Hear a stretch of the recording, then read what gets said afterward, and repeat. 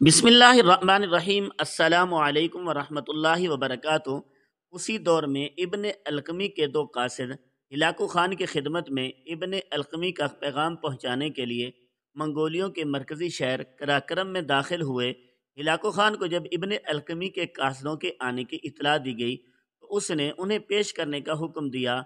चुनांचे इब्न अलक़मी के कासिदों को हिलाकू ख़ान के सामने पेश किया गया।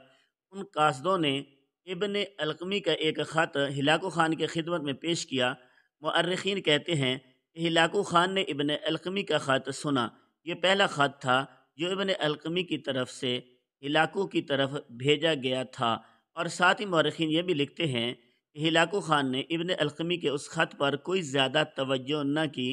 अपने ख़त में इब्न अलक़मी ने लिखा था कि मैं बड़ी आसानी से बिला जंग और बिला जिदाल वक़ाल खलीफ़ा बगदाद और इराक़ की सरज़मीनों पर आपका कब्ज़ा करा दूँगा, आप इस तरफ ज़रूर आएँ। मुअर्रिख़ीन ये भी लिखते हैं कि दरअसल खलीफ़ा बगदाद की कसरत अनवाज, अरबों की जानिसारी, बहादरी और अहल बगदाद की जवामर्दी से मंगोल पहले ही मरऊब थे। और चंगेज़ ख़ान की वफ़ात बल्कि उसके दौर में भी शाम की सरज़मीनों में मंगोलियों के कई लश्करों को अरब कबाइल के मुकाबले में शिकस्तें भी हो चुकी थी। और अरबों ने अपने सहराई फितरत के सामने रखते हुए कई मौक़े पर मंगोलियों को भेड़ बकरियों की तरह हाँक कर रख दिया था। मुअर्रिख़ीन ये भी लिखते हैं कि हिलाकू ख़ान का ये पैगाम जब इब्न अलक़मी को पहुँचा तो इब्न अलक़मी ने खलीफ़ा मुस्तासम की खिदमत में हाज़िर होकर महासिल मुल्की की कमी और लश्कर की तनख्वाहों की ज़्यादा होने की शिकायत करके तख़फ़ीफ़ लश्कर की तजवीज़ पेश की और खलीफ़ा ने मंजूर कर ली। इसके अलावा लश्कर बगदाद का बड़ा हिस्सा दूसरे शहरों रियासतों की तरफ मुंतशिर कर दिया गया। जो थोड़े से आदमी बचे उनकी तनख्वाहों की अदायगी के लिए इब्न अलक़मी ने यह सूरत इख्तियार की, बाज़ार का मासूल वसूल करने की लश्करियों को इजाज़त दे दी। मुअर्रिख़ीन लिखते हैं कि इब्न अलक़मी ने इन इक़्तिदामात की वजह से बगदाद का जो बहुत बड़ा लश्कर था मुंतशिर होकर रह गया। लश्कर की अक्सरियत बगदाद से बाहर भेज दी गई, चंद दस्ते बगदाद में रखे गए। फिर इब्न अलक़मी ने जो लश्करियों को इजाज़त दी कि वो शहरियों के इब्न अलक़मी ने उस ख़त के जवाब में बकौल मुअर्रिख़ीन हिलाकू ख़ान ने लिखा कि अलक़मी जो वादा करता है उसके लिए क्या उसके पास कोई काफ़ी ज़मानत है? हम उसकी बात पर किस तरह यकीन करें? महसूल की ज़रूरत में अपनी तनख्वाह वसूल कर लिया करें। मुअर्रिख़ीन लिखते हैं कि इससे शहर वालों को सख्त अजियत पहुँची और लूट मार का बाज़ार गर्म हो गया। इस तरह इब्न अलक़मी को एक और बहाना मिल गया कि लश्करी शहर में लूट मार करने लगे हैं। चुनांचे इस बहाने को सामने रखते हुए इब्न अलक़मी ने बहुत से लश्करों को लश्कर से निकाल दिया और खलीफा से कह दिया कि इनको मंगोलियों के रोकथाम के लिए सरहदों की तरफ रवाना कर दिया गया है। उस मौके पर ऐन उज़्मा ने एक और काम किया। हुल्ला की बस्ती में इमामिया वालों की आबादी ज़्यादा थी। चुनांचे हुल्ला के इमामियों को आमादा करके इब्न अलक़मी ने उनसे हिलाकू के पास खतूत भेजे और मुअर्रिख़ीन के मुताबिक उन खतूत में लिखा था, हमारे बुज़ुर्गों ने बदौर पेशीन गोई हमको ख़बर दी थी कि फ़लाँ बिन फ़लाँ मंगोल सरदार बगदाद और इराक़ पर हमला करेगा। उनकी पेशीन गोई के मुआफ़िक आप ही वो फ़ातेह सरदार हैं और हमको यकीन है आपका कब्ज़ा इस मुल्क पर होने वाला है।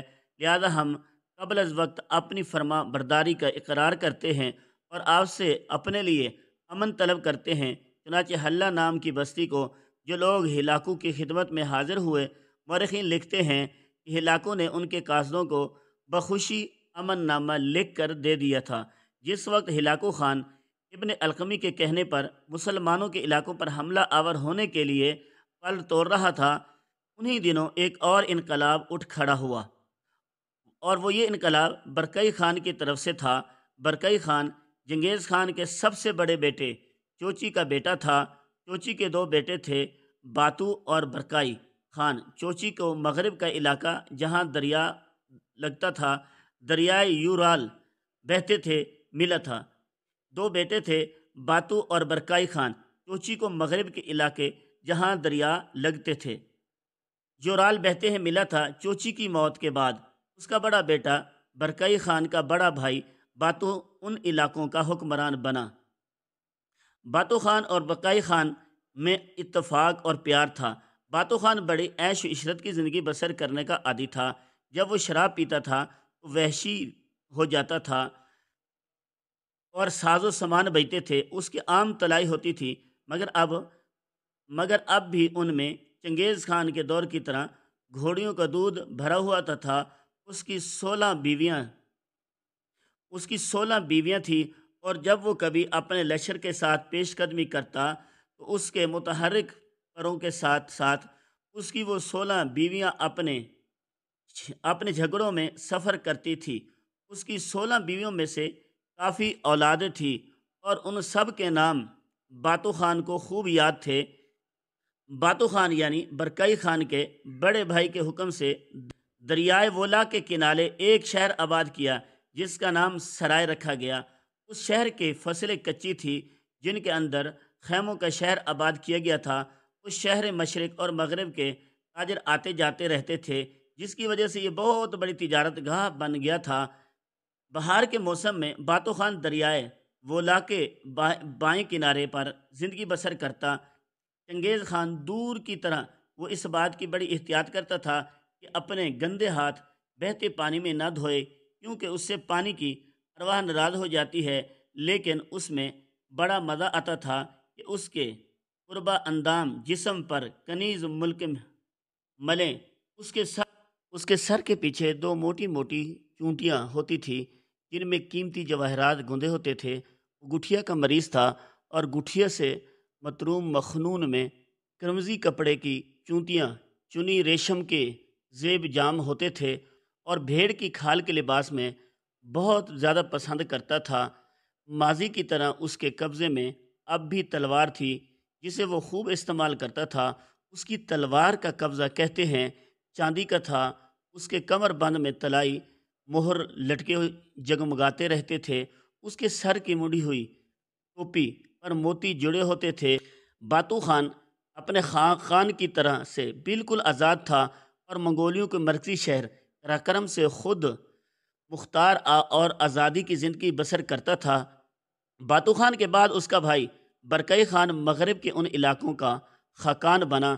اپنے بھائی باتو خان کی زندگی میں برکائی خان کا ایک مسلمان عالم دین شیخ شمس الدین باخوری کے ہاتھ پر مسلمان ہو چکا تھا۔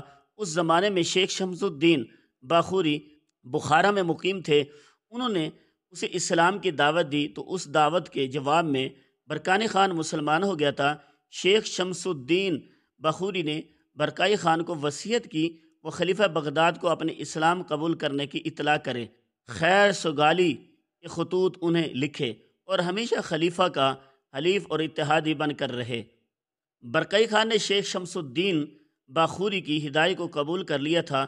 مورخین لکھتے ہیں کہ برکائی خان اپنے بھائی ہی کی طرح موٹا تازہ تھا، اسی کی طرح وہ گٹھیا کے مرض میں مبتلا تھا۔ اس کی جلد زردی مائل تھی۔ کانوں کے پیچھے وہ اپنی زلفوں کو گونتھتا تھا۔ باتو خان کی طرح اس سے بھی جواہرات کی آویزہ ٹوپیاں اور مرصع کمر بند بستہ تھے، اور اپنے بڑے بھائی باتو خان ہی کی طرح برکائی خان کی بھی تمنا تھی کہ وہ اپنے لیے ایک نیا شہر آباد کرے۔ چنانچہ اس کے بڑے بھائی باتو خان جو دریائے وولگا کے نشیبی علاقے میں دریا کے کنارے شہر آباد کیا تھا جو سرائے کہلاتا تھا، وہ خیموں کا شہر تھا۔ برکائی خان نے اس دریا کے کنارے وہ زیادہ شمال میں ایک اور شہر آباد کیا، بجائے خیموں کے اس میں اینٹوں سے تعمیر کی گئی تھی۔ اس تعمیر کے لیے اس نے مختلف علاقوں کے مسلمان کاریگروں کو اپنے پاس جمع کیا تھا۔ جاڑوں میں یہ زیادہ آرام وہ شہر ثابت ہوا۔ آج کل ان دونوں شہروں میں سے ایک کو سرائے ہاتھ کہتے ہیں اور دوسرے کو سرائے برقانی کہتے ہیں۔ سرائے برقانی کہہ کر پکارا جاتا ہے۔ اسلام قبول کرنے کے بعد مورخین لکھتے ہیں 1858 میں منگو خان کی موت سے کچھ عرصہ پہلے برکائی خان اپنے کچھ لشکریوں کو مغرب پر چھاپہ مارنے کے لیے روانہ کیا۔ اس کے ہر اول دستے پولینڈ کے سرحد کے اندر تک گھومتے چلے گئے تھے۔ جن راستوں سے وہ گزرتے تھے، پولینڈ اور دوسرے علاقوں کے لوگ خوف اور ڈر کے مارے ان سڑکوں کو خالی سڑکیں کہہ کر پکارتے تھے۔ یہ منگول جہاں سے بھی گزرتے تھے آتش زنی اور لوٹ مار کرتے جاتے تھے۔ پولینڈ سے گزرنے کے بعد برکائی خان کی یہی لشکر روس کے علاقوں میں داخل ہوئے۔